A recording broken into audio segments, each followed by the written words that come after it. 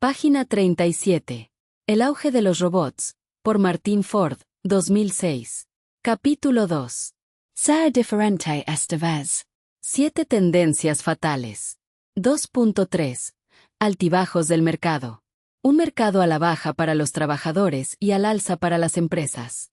A principios del siglo XX, el economista y estadístico británico Arthur Bowley examinó décadas de información sobre los salarios en el Reino Unido y demostró que la proporción entre las partes de la renta nacional correspondientes al trabajo y al capital había sido relativamente constante, al menos durante largos periodos. Esta relación aparentemente inalterable se convirtió en un principio económico conocido como Ley de Bowley, uno de los hechos más sorprendentes, pero mejor establecidos, en la economía estadística. Como muestra la figura 2.3, durante el periodo de posguerra la parte de la renta nacional estadounidense correspondiente al trabajo varió muy poco, tal como predecía la ley de Bowley. Sin embargo, a partir de mediados de la década de los 70, esta ley empezó a fallar estrepitosamente cuando la parte del trabajo inició una caída gradual y se desplomó por completo a principios del siglo XXI. Esta caída es aún más extraordinaria si tenemos en cuenta que esta parte incluye a todas las personas que cobran. En otras palabras, las cantidades exorbitantes que perciben los ejecutivos de Wall Street y las grandes estrellas del deporte y del cine se consideran salarios, y está claro que esos salarios, lejos de menguar, han llegado a cotas sin precedentes.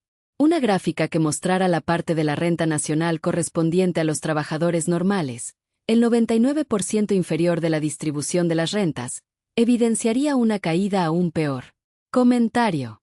El párrafo está señalando que la clase trabajadora, la de abajo, obreros y empleados comunes, ha visto deteriorado su poder adquisitivo. La explicación es que, aunque los salarios de las élites, ejecutivos de Wall Street, estrellas del deporte y del cine, se dispararon, esos ingresos también cuentan como salarios dentro de la renta nacional. Eso maquilla las cifras. Pero si se observa solo al 99% de los trabajadores, la participación de sus ingresos en la renta nacional se desplomó. En otras palabras, la riqueza generada por la economía se concentra cada vez más en el capital y en una minoría privilegiada, mientras que la gran mayoría de trabajadores gana menos en proporción al crecimiento económico. ¿Cuál es el riesgo social cuando la gente trabajadora, la de abajo, la que no posee los medios de producción, caiga en un baje económico, y tenga dificultades para alimentarse, para cuidar su salud, su vivienda o la educación de los hijos? El riesgo social es enorme. Cuando la clase trabajadora, la que no posee los medios de producción, cae en un bache económico y no puede garantizar alimentación, salud, vivienda o educación, se generan fracturas estructurales. Desigualdad extrema. La riqueza se concentra en pocos, mientras la mayoría pierde capacidad de consumo y dignidad. Inseguridad y violencia. La precariedad alimenta tensiones sociales, aumenta la delincuencia y erosiona la cohesión comunitaria. Crisis de legitimidad. Los sistemas políticos y económicos pierden credibilidad porque no cumplen su función básica, sostener la vida de la mayoría. Reproducción de la pobreza. Sin educación ni salud, las generaciones futuras quedan atrapadas en el mismo círculo. Inestabilidad social.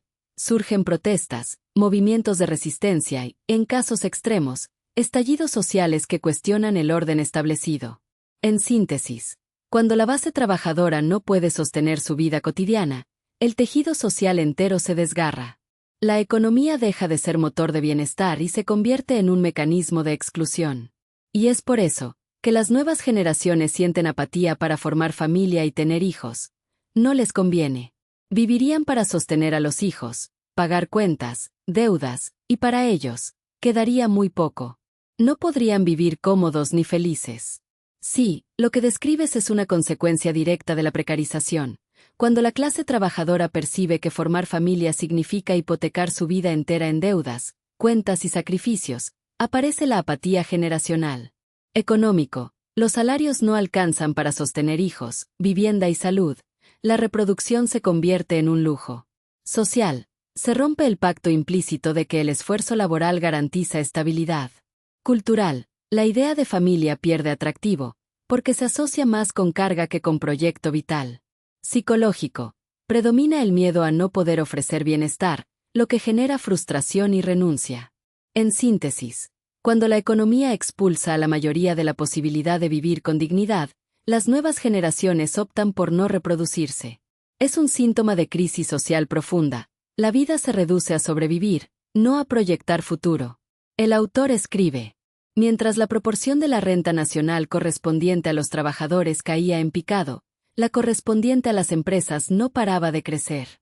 En abril de 2012, un titular de The Wall Street Journal rezaba: para las grandes empresas, la vida es maravillosa. El artículo relataba que las empresas se habían recuperado con asombrosa rapidez de la mayor crisis económica sufrida desde la Gran Depresión de 1929. Mientras millones de trabajadores estaban desempleados o aceptaban trabajos con salarios muy bajos o de pocas horas a causa de la recesión, el sector corporativo era entonces más productivo, generaba más beneficios, iba sobrado de dinero y estaba menos endeudado. Comentario: ¿cómo es que los obreros poco a poco van siendo acorralados, reduciendo su bienestar y el Estado permita eso? Vea usted, los políticos jamás dejan de autorizarse jugosos incrementos salariales, pero la suerte del pueblo no les perturba. Tu observación toca un punto neurálgico. El acorralamiento de los trabajadores no es casualidad, sino resultado de un sistema que prioriza la acumulación de capital sobre el bienestar colectivo. Los obreros y empleados comunes ven cómo su participación en la renta nacional se reduce, mientras las empresas y las élites concentran beneficios. El Estado, en lugar de corregir la desigualdad, suele proteger los intereses corporativos. Los políticos se aseguran incrementos salariales y privilegios, mientras la suerte del pueblo queda relegada. Consecuencia social: se erosiona la confianza en las instituciones, se profundiza la desigualdad y se alimenta la apatía generacional que mencionabas antes. ¿Para qué formar familias si el sistema garantiza precariedad? En síntesis, el párrafo muestra que el capitalismo contemporáneo ha aprendido a producir más con menos trabajadores, y el Estado, lejos de frenar esa dinámica, la legitima. El resultado es un pueblo acorralado, con bienestar reducido, mientras las élites blindan sus privilegios. El autor escribe: en esta gran recesión, las corporaciones se hicieron expertas en producir más con menos trabajadores. En 2011, las grandes empresas generaron un promedio de $420,000 de ingresos por empleado, un aumento de más del 11% respecto de 2007, cuando el promedio había sido de $378,000. El gasto en nuevas instalaciones y nuevos equipos, incluyendo tecnología de la información, de las empresas del índice S&P 500 se duplicó en tan solo un año, haciendo que la inversión de capital como porcentaje de los ingresos volviera a niveles anteriores a la crisis. Los beneficios de las empresas como porcentaje del PIB también se dispararon después de la gran recesión. Véase la figura 2.4. Nótese que, a pesar de la precipitada caída de los beneficios durante la crisis de 2008 a 2009, la velocidad a la que se recuperó la rentabilidad no tiene precedentes en ninguna otra recesión. La caída de la participación de los trabajadores en la renta nacional no se limita a Estados Unidos. En junio de 2013, los economistas Lucas Carabarbonis y Brent Neyman, ambos de la Escuela de Negocios de la Universidad de Chicago, analizaron datos de 56 países diferentes y hallaron que en 38 de ellos se había dado una caída significativa de la participación de los trabajadores en la renta nacional.